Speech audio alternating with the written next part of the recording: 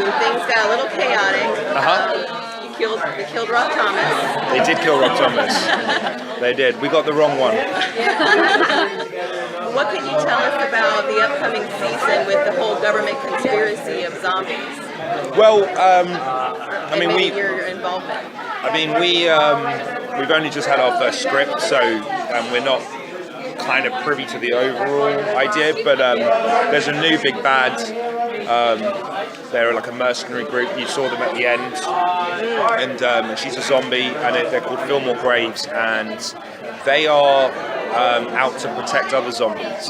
It's kind of like almost, and throughout the season, it's going to be sort of like almost like an X-Men thing where it's like Professor X and Magneto, and what you're doing for the greater good conflicts with what we're trying to achieve. So that's going to be the big kind of dynamic between, say, Liv and Fillmore Graves. But yeah, I mean, I don't really know with Ravi, his involvement in the overall story. I'm not entirely sure. I don't think there is much. Whereas Ravi's kind of deal this season is to do with Peyton, and they're continuing with that triangle with Blaine. There'll be no Ravi trying to make the cure again? I'm sure the cure is going to be ongoing. Obviously, it's still not perfected, and now there's does it have an amnesia side effect, right? Which is obviously preventing Major from taking it, and Major's a ticking time bomb. He'll still be working on that, but for season 3, I've been told it's to do with it's Peyton and Ravi. Thank you. Thank you.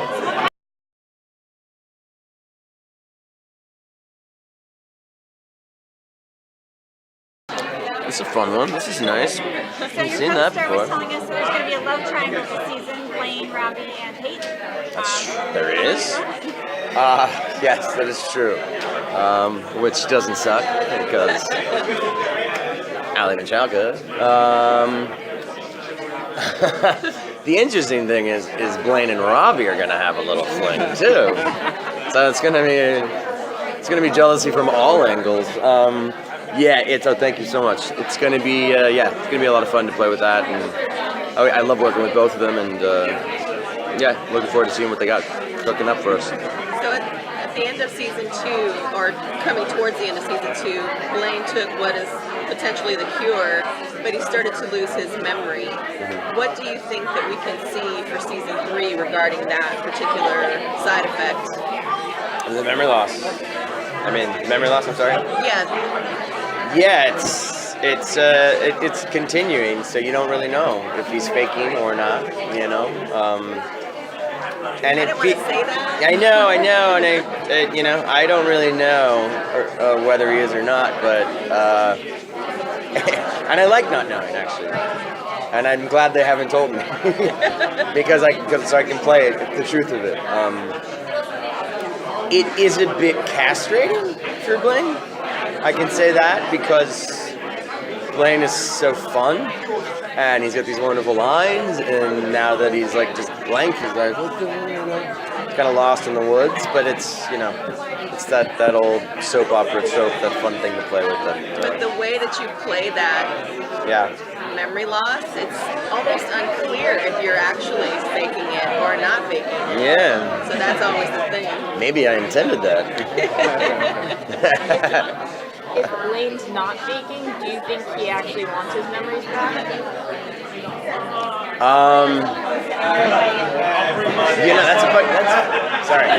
That's a fucking interesting question.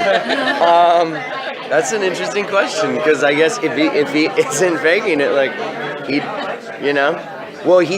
been told about it, right? Ravi told him about it, so he's been inundated with it, but yeah, I don't think he would. Yeah, no way. To hear all this terrible stuff that he's done, yeah, no way. I'm sorry that took so long. It wasn't easy, no. But do you see... How fun has it been playing this character? Because it's changed so much since the first season. And, like, the way your character has evolved a little bit. Because towards the end, before you took the cure, you were kind of, like, doubting which path you were going to take. Yes. With the whole cemetery, the old mortuary business with the iZombie stuff because there was a little bit of ambivalence in your wanting to partner up with certain people. Yeah, and it's been a lot of fun. I mean, of course, as an actor, you want to like diversify your portfolio and play as many different characters as possible. So when you can play a couple different characters within the same character, that's bully for me. And the funny thing about Blaine is he's as close to David Anders as any character I've ever played. I mean, I've only killed like a couple people, but so I mean, they really write for our voices as us really well. I think the writers would be like, you know, Blaine would sound great saying that, but you know, it sound rad saying that. David sounds rad. That's why they got me singing all the time. Diane wants to hear me singing all the time.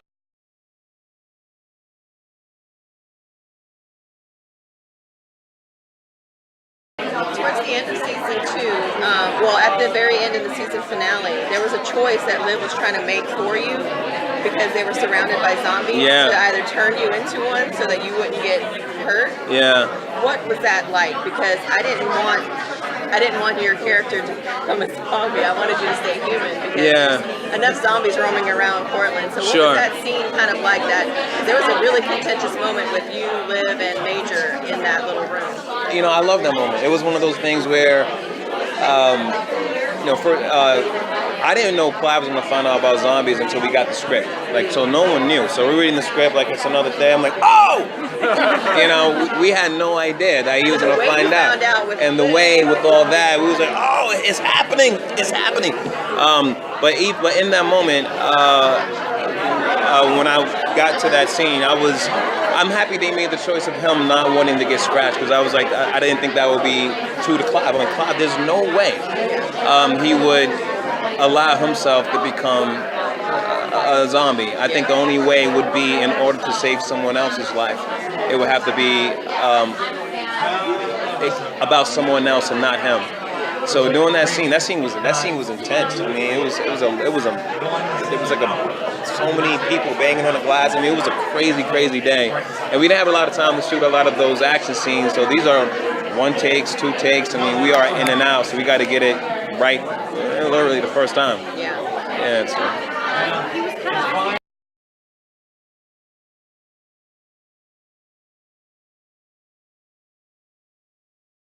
apt to save Peyton, you know. It's like, okay, you don't really know her that well, but I guess we'll go and save her life. Like, so I think for Peyton, she's kind of caught in the middle between these two guys. Ravi, who I think she's ultimately kind of meant to be with, and Blaine, who she's physically attracted to and has this strange chemistry with that she kind of can't explain. I actually don't know where we're going to go this season with either of those relationships, but I do know it'll continue to play out throughout our 3rd season. Yeah, I thought it was very interesting because Ravi stayed in the car even though he really wanted to go into Totally. But since Blaine kind of knew he was a zombie or whatever. I think he kind of let him, you know, take over. I think that he was willing to let Blaine be the hero, but I think he ultimately really regrets that just because of seeing the outcome and seeing us, you know, embracing each other and having that special moment.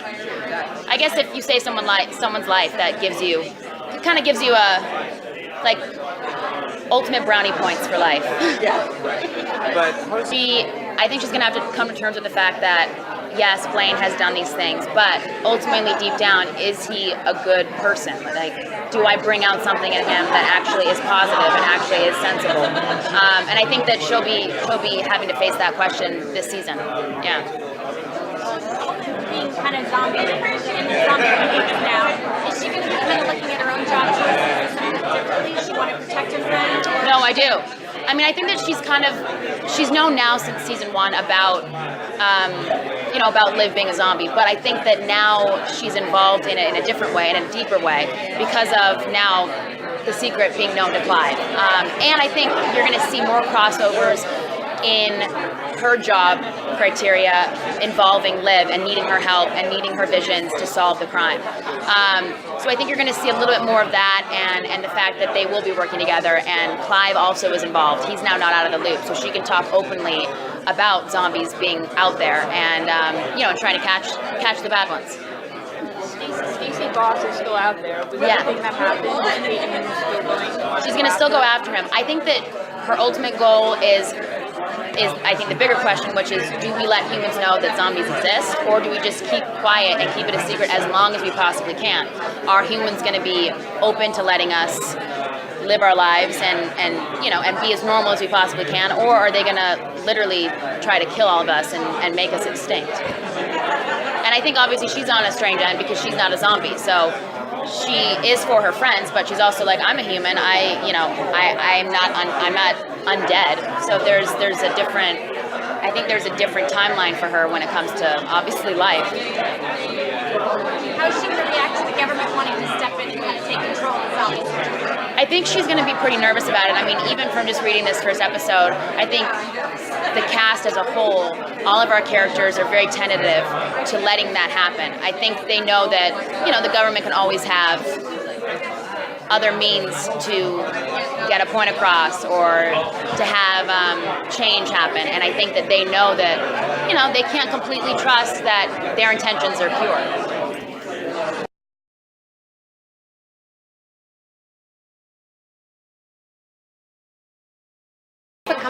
Coming out, everybody. Thank you for coming in from the heat. So at the end of season 2, you guys killed Rob Thomas. I know. We're like, can you come be on our show so we can kill you? It's kind of a backhanded compliment, I guess. Yeah, that last scene where they were just eating his brain and they were trying to talk to you about this little plan that they had and what government conspiracy they got going on. Pretty surreal, hey.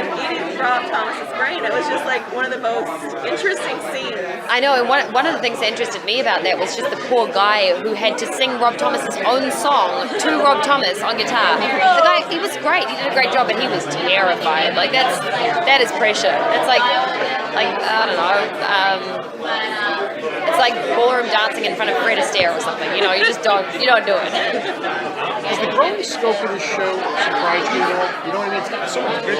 Yeah. I mean, it excites me. I feel like I love our procedural elements. I think it's like the brain eating and taking on characters is such a great device, and the visions that that they all work so well. But that has a shelf life if that was all it was. It needs to have like big, weighted season arcs, and I think that's what these guys do so well. Like they interweave those two things. They make the funny little brains service these greater storylines that are things that we care about and we're invested in.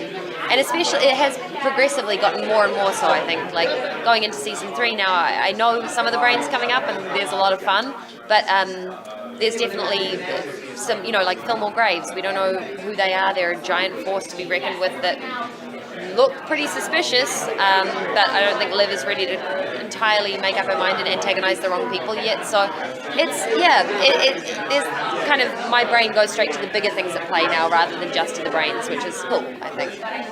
Was Clive and Liv going to be like the super duo now that he's on the same team? Yeah, I feel like all of them are the Scooby Gang. That's what we're thinking of it as. We're like all solving these mysteries together. Everybody's in the know. I think everybody brings such different advice and skill sets and behaviors to it. I'm really curious to see what Clive and Liv's dynamic is now that he knows, because a lot of the humor came from that. But I think him being such a rational, logical, pragmatic guy and trying to decide how her brains will or won't service their missions might be really interesting and funny too. So it'll be cool. So you had the opportunity of taking on a lot of different personalities throughout the episodes.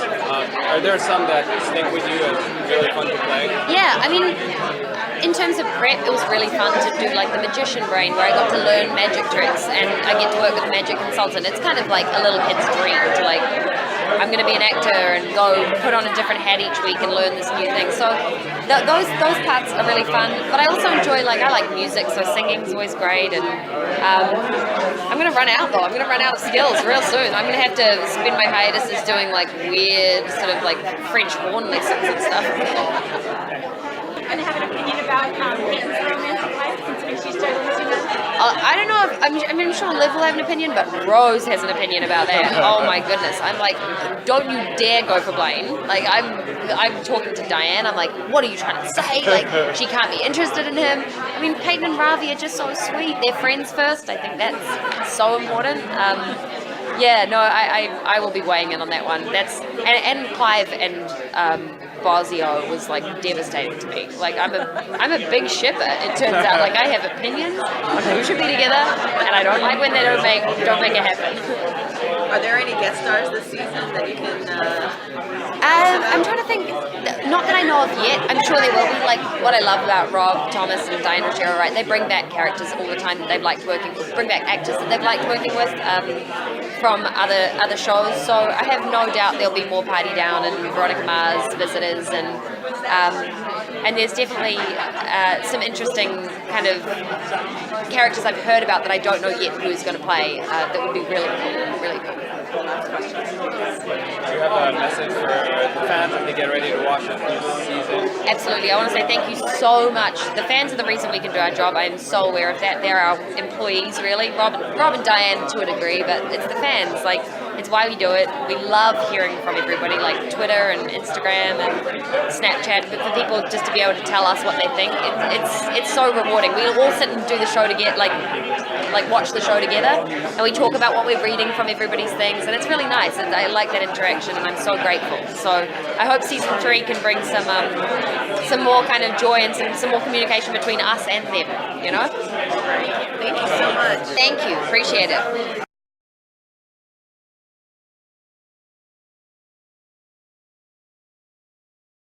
So what can you tease us about season 3 coming up with the new dynamic of the zombie yeah, it kind of opens things up for Liv, and that she's now knows that there's more zombies and that they're kind of organized and have some military training and are preparing for Lord knows what. It also changes her dynamic with Clive, because now that he's in the know, but he also is a human, and you know he's chosen Liv before, but he's gonna. It makes sense that he's going to be at some point called to make another decision, and it kind of changes the dynamic of their friendship when there's that much at stake. You know, it's a lot to ask of your friend. Can you not tell anyone that there's zombies and they're a threat to all of humankind? Thanks. So what's the deal with Blaine? Is he going to be, Mr. Nice Guy this season? I don't know. I don't know what his problem is. Did you ask Rob? Did you get Rob yet? I don't know what Blaine's problem is. I don't know what I think of it. I love him, then I don't love him. I feel guilty when I love him. I don't know how I feel about it. I kind of like him and Peyton, but then I feel really guilty when I like him and Peyton, and I just want Peyton and Ravi, but I'm in the same place as you with Blaine. I know that he's singing this year, which makes me happy. The first time I heard David sing was at Comic-Con. The first year we came, he was singing. I probably told you this before, but he was singing down the hallways, and like women's underpants were just flying off their bodies. I was like, maybe we should have him sing on the show. So yeah, so I can tell you that about him. Do you have any teases about what kind of brains we're going to see this season? Has no one teased any? No. Maybe I'm not supposed to, but I have, so I will. One that's coming out early on that we're excited about is that Liv and Major eat brains together, and it's a dad and a daughter, and Liv eats the brains of the dad, and Major eats the brains of like the belligerent teenage daughter. So we get to see that play out. That's pretty fun. And then there's also a dominatrix brain that's going to be happening. One of the parts that I really enjoy is all the different sort of recipes that Liv comes up with every. Do you guys have a It's list? so funny. Everyone has asked if we were coming up with a cookbook, and I just thought that would be kind of creepy. But I'm glad that everyone has. Bless you. It's hard because sometimes like we're now getting to the place where we're like. A lot of recipes call for things to be stirred in a pot, and you can't like always go to that, So it's a challenge to get it to be on theme, but it's one that we hopefully rise to every episode. So it's pretty good. You're gonna Sorry, y'all.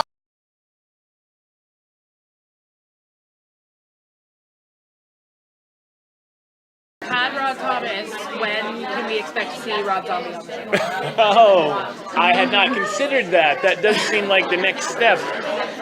We are very easy. You say it, and it may likely happen. And have Rob Zombie direct an episode. He would do well on our show.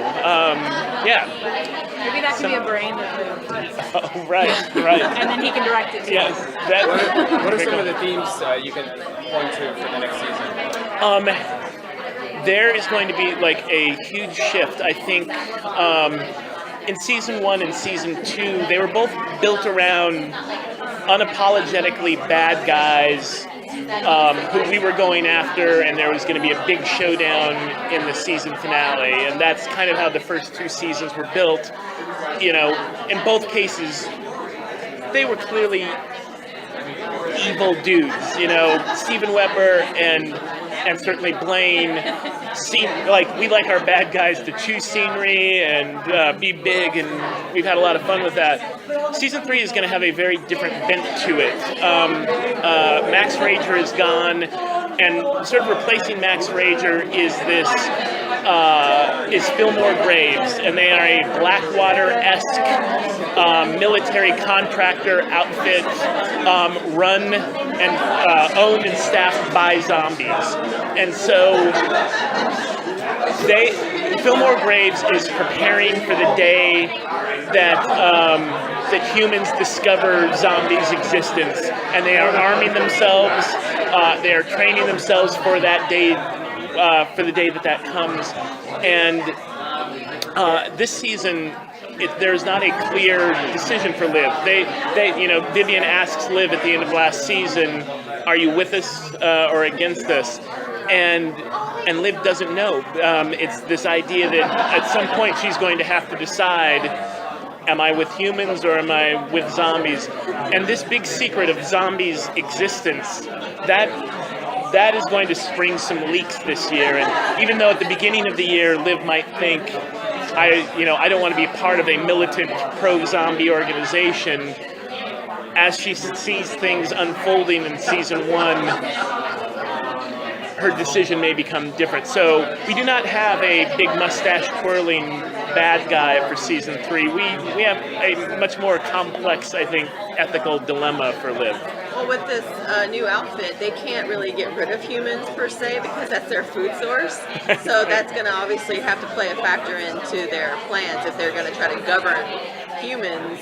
Right. Farming them. Well, I mean, we have a big idea for that.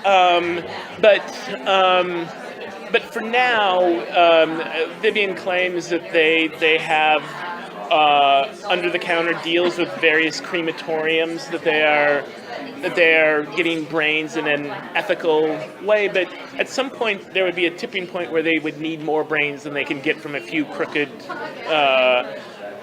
crematorium managers, night managers. So, there will become a tipping point on that front as well. In terms of the relationships, where is everyone standing? Liv and Major, Ravi and Peyton. How is that looking? Well, one big shift this year, and Liv says this by like page 3 of season, maybe page 5 of season 3, is we are going to be the No Secrets gang this year. That we all know all the big secrets, and we're not going to keep big secrets from each other. And she's going to kind of lay down the law on that, admitting that she's been as culpable as anyone. And so our group is kind of on the same page. They aren't keeping big secrets from each other. So that will be a big shift. But, we're starting season 3 with an interesting, I think, triangle between Peyton and Ravi and Blaine. And we're going to have fun playing that out. Certainly, Ravi is pretty bummed that he sat out in the car while Peyton was rescued by Blaine. And he may not handle that news quite. And he also, at the end of season 2, finds out that they did have a tryst. And he doesn't process that information as well as he should have. And Blaine, meanwhile, sort of becomes part of the group. He does a couple heroic things that endears him to our group. So that gets played out in an interesting way. Major is going to keep getting sicker and sicker. He's on cure Mach 1. He knows that his days are numbered. He knows he's going to have to take this cure that erases his memory like Blaine's was erased. And there's a real sadness to well, between Major and his friends, but most importantly, Major and Liv realizing that they may never know this version of each other again, and that may heat up their relationship in those final moments. So we got a lot of fun character stuff to play, certainly on the romantic front. When you invited Rob Thomas to... Oh, okay. Sorry. Well, thank you so much. Thanks.